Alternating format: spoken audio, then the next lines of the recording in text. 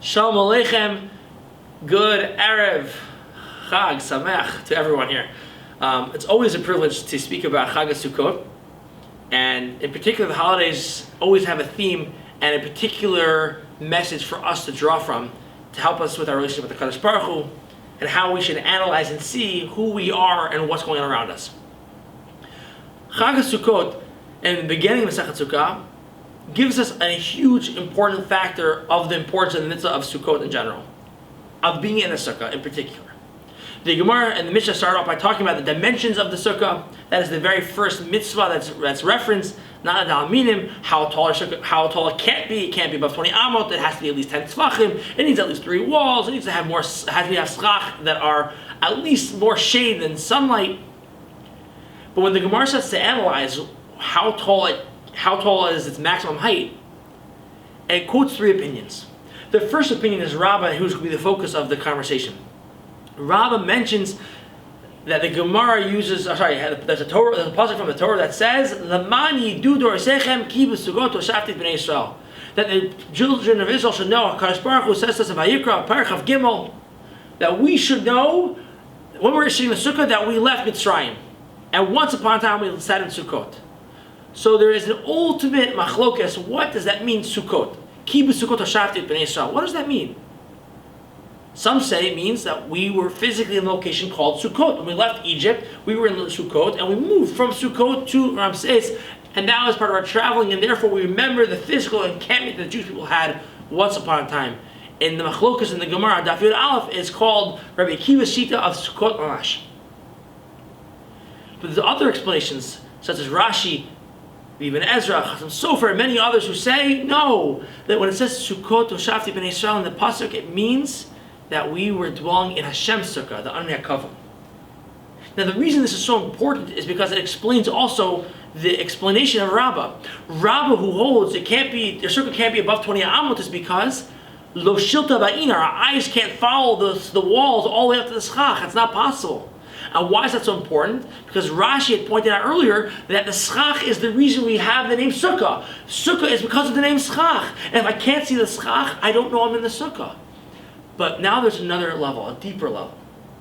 I think one that gives us even more significance. The schach and the sukkah represent something much more fundamental than just the technical parameters of how tall it can or cannot be. The sukkah, if it represents Anei HaKavod, also represents Hashem's direct hand taking care of the Jewish people. There's a reason why we celebrate this holiday, commemorating, as Shulchan Aruch Paskins and many others, that we are commemorating, and our attention, our kavanah when we're in the sukkah should be to remember the clouds of glory, the Anei HaKavod, like Rabbi Eliezer's Shita is in Masechet Sukkot Daf Yud Aleph.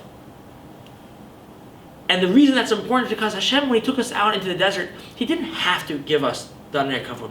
The water, the Be'er Miriam, the man, those are things you do for your guests when they come into your house. You give them something to drink, you give them some food. They can sleep on a bed. But you don't necessarily have to offer your guests a back massage. You don't necessarily have to start doing their laundry for them. That's above and beyond the normal expectations. If someone would come to your house and you had champagne waiting for them, that would be ecstatic. Or a cup of coffee, it's not needed.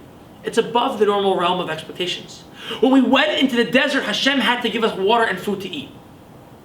He didn't have to use the Anei HaKavod to flatten the valleys or to flatten the mountains, to make it safe, that there are no scorpions and no snakes to keep us safe, and that our clothing didn't get dirty.